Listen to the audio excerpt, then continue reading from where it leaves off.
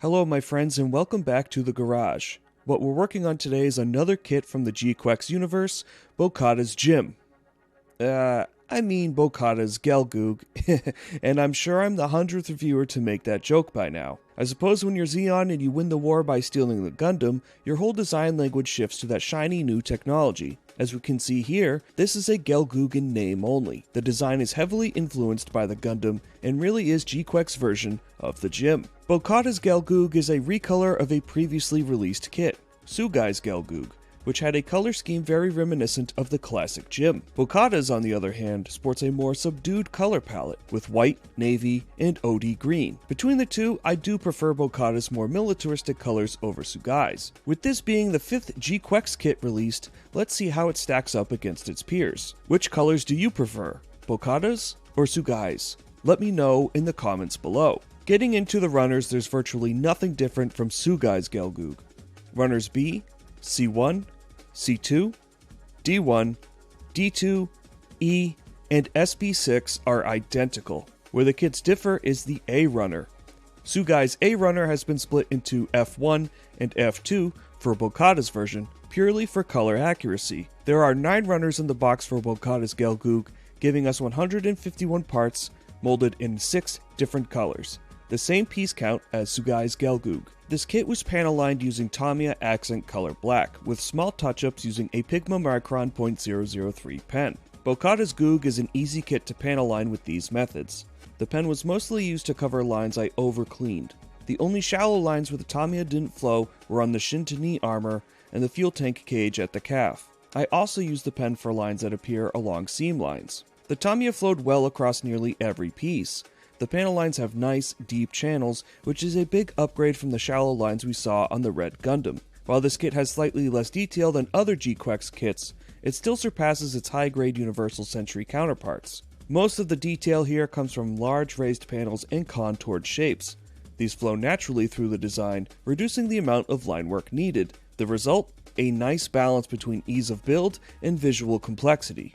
The seam lines here are decent and average for a high grade. Most notable ones appear on the front shin armor above the foot, on the forearm under the shield, down the middle of both backpack thrusters, across the top of the head at the visor, and down the middle of the SMGs. Thankfully, the layout disguises most seam lines in places that you won't notice them.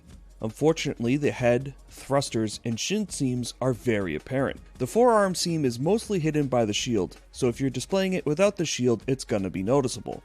Some seam lines like those on the shoulder armor sides and the leg circumference can be passed off as panel lines.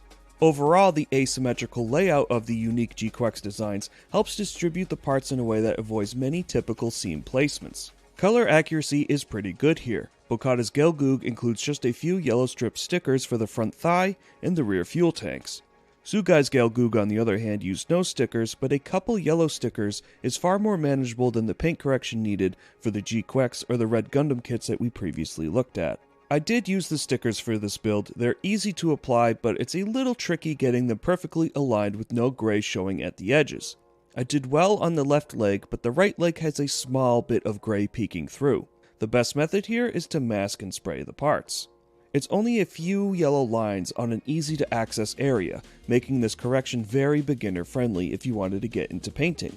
The yellow strips for the back fuel tanks lined up perfectly and would also be easy to paint if desired. If you're new to building or don't have paint, the included stickers here are serviceable.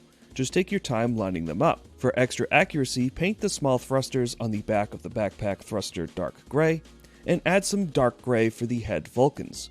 These are minor additions and easily handled with a fine brush. Compared to the Red Gundam, it's refreshing to have a high grade that looks great out of the box, either with stickers or simple paint touch-ups. This is one of the better Gquuuuux kits when it comes to color accuracy out of the box, being beaten only by Sugai's Gelgoog. The nub marks here are minimal and easily cleaned using the 2-cut method and a thumbnail for any leftover sanding. My only trouble spots were on some of the darker colors. Most visible nubs are on the top of the green thrusters, the bottom of the SMGs, and the red on the back of the heels. Everything else is well hidden by the build's unique construction. Nub placement is excellent and very beginner friendly. Due to the asymmetrical design, some parts had to be laid out in a way that introduces mold lines. You'll notice these mostly on the bicep armor and lower ankle joints. Fortunately, they're on white parts and easy to sand if you want a cleaner finish. Assembly is very simple. The legs are the most complex part due to the part count and asymmetry. The torso is standard high-grade fare, but watch for any tiny parts. The green armor squares on the front waist armor and the small white sensors near the collar. These are the smallest parts on the kit. Attaching the green armor squares was probably the most difficult part of the build, as they're keyed in a certain direction and must go on at a certain angle. Other than those pieces, everything assembled quite nicely. The arms are straightforward. The bicep is made of one piece and a single hinge joint at the forearm. The legs, while part heavy, build up easily thanks to the clear instructions and excellent part separation. The articulated thrusters on the backpack are a nice touch, if albeit a little flawed. This kit showcases the kind of smart, user-friendly engineering that makes Bandai kits such a joy to build. With the main portion of the build complete, let's dive into articulation. We have a ball joint at the base of the head and a swivel joint in the top of the neck. Combined, these give decent tilt in all directions. It can look down a good amount and up fairly well. You get some expressive left and right tilting, about 30 degrees in either direction. The head can do a full 360-degree rotation, but you're going to have to swivel the head looking upwards to clear the big collar around the neck. There's a swivel in the abdomen for a downward crunch and a ball joint at the waist. This gives a pretty good ab crunch and a decent backwards lean. There's a really nice side-to-side tilt using a swivel in the abdomen going left to right, as well as the ball joint at the waist. The side skirts are mounted to ball joints in the rear, giving them some up and down movement as well as some slight swivel outwards. The kit can do a full torso rotation 360 degrees with no issues. The Gelgoog can kick forward in a clean 90 degrees, and you get about 30 degrees kicking backwards before the rear skirt gets in the way. The split at the side is about 65 degrees, so not quite a full Van Damme, but good enough for most wide stances. The thigh can swivel outwards just a little bit, but it's very limited here. The rear thigh thruster is mounted on a swivel, so you can move it up and down for more dynamic leg posing. The knee bend compresses to about 90 degrees, but again, move the thruster for the best range. The feet only have inward tilting, and this is a product of the kit's asymmetrical design. There is a little bit of back to front range of motion here.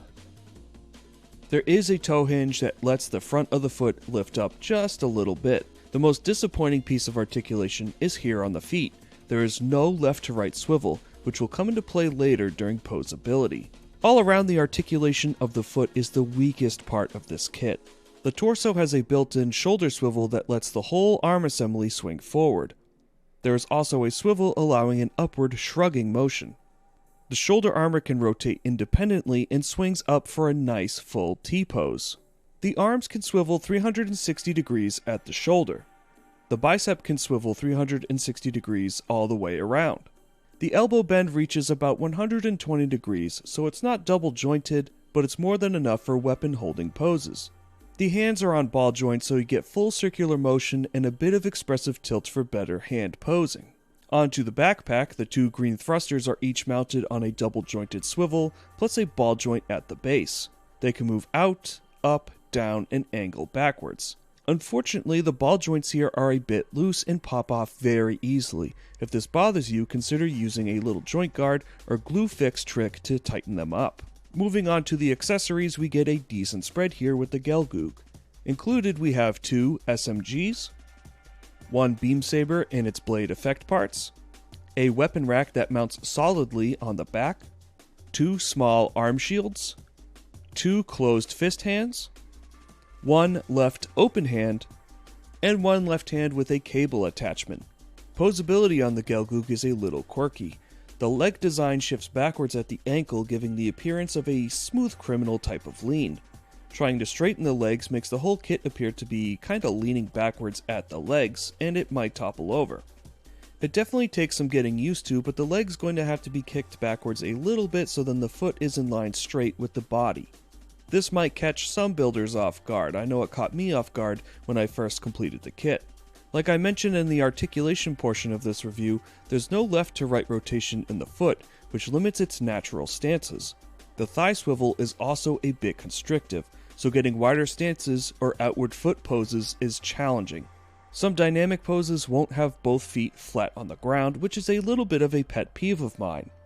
When it comes to the arms, the biceps will sometimes separate a little bit from the shoulder during repeated motion, but the peg is thick enough that it shouldn't loosen too much. It's not like the arms are just going to drop off the peg, it's just something I noticed that as you move the kit around, sometimes you'll get a little gap at the top of the bicep, so you'll just have to push it back on. The loose thruster ball joints were the most annoying part of this kit. They ended up popping off frequently.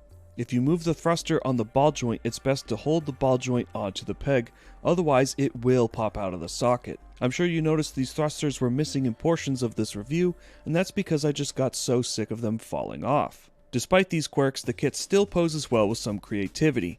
It's blocky and robust, but not as organic as the other designs in the Gquuuuux line, but that suits the look of this design. As shown in the B-roll, I got some great poses out of this kit, but I'd say it poses slightly worse than the police Zaku, and that had some similar articulation quirks. You can get dynamic poses, you'll just have to be a little more inventive with them. We've made it to the final verdict. Let's go over the pros and cons. The cons. The loose thruster joints here are a little annoying for sure. The mold lines are more noticeable than on other kits, but some sanding will flatten this out. I don't typically like complaining about seam lines, that's just part of model building, but the seam line on the back of the visor on the head really bothers me for some reason, so I'll definitely be sealing that after this review is posted. On to the mid. My biggest issue with this kit, and one we've covered already, is posability. It's not bad, it's simply not great. It's remarkable for being unremarkable. I don't want to call this a con, as you need to work within the confines of this design's limitations, but I know some builders really like pulling off some crazy, dynamic, articulate poses with their kits, and may find this one a little lacking. I would say this is probably the most limited Gquuuuux kit so far when it comes to posability. The pros. There's excellent color separation here with not much paint required, and the stickers here are totally usable. Definitely a nice change of pace after the paint-heavy red Gundam. There's great proportions and faithfulness to the design that we see on screen here in kit form. Panel lining is quick and easy to clean. The architecture of the design does a lot of the heavy lifting for you, and you really only need to use a pen to hide some of the seam lines. The kit comes with a solid selection of accessories. This was a fast, affordable, and very fun build. It was very relaxing to build this Gelgoog and play around with its articulation. The nubs on this kit are also really easy to clean, minimal, or they're completely hidden. This is a perfect kit for beginners. Bocata's Gelgoog was a fun build. Like the Gquuuuux itself, it brings something unique that we don't get from mainline high-grade Universal Century kits. The alternate Universal Century setting opens the door to some really unique reimaginings of classic mobile suits. This Gelgoog in particular feels like an easier entry point for fans of the older, bulkier robot aesthetics. It's not without its quirks, but those quirks don't ruin the experience. This kit's strength lies in its simplicity. You can go from snip to shelf in a single sitting, and it looks great the whole time. I want to emphasize that the articulation quirks aren't flaws, they're just part of the design, and nothing imagination can't fix. Other than Sugai's Gelgoog, this is the second easiest Gquuuuux kit to make look great and color accurate out of the box. Far more beginner friendly than the Red Gundam or the Gquuuuux itself. If you like how it looks, I think you'll have a great time with this kit. Thank you so much for tuning into this review of Bocata's Gelgoog. I probably won't be reviewing Sugai's Gelgoog as it's essentially the same and it's just in a different color. I want to give a massive shout out to my subscribers. We're almost at 10,000 subs. Your likes, comments, and support mean the absolute world to me. If you made it to the end, drop a halo emoji down in the comments below. I can't unsee the Master Chief vibes from the dual SMGs. I think it looks really cool here in this Gelgoog. Until next time, stay safe, have fun, and happy building.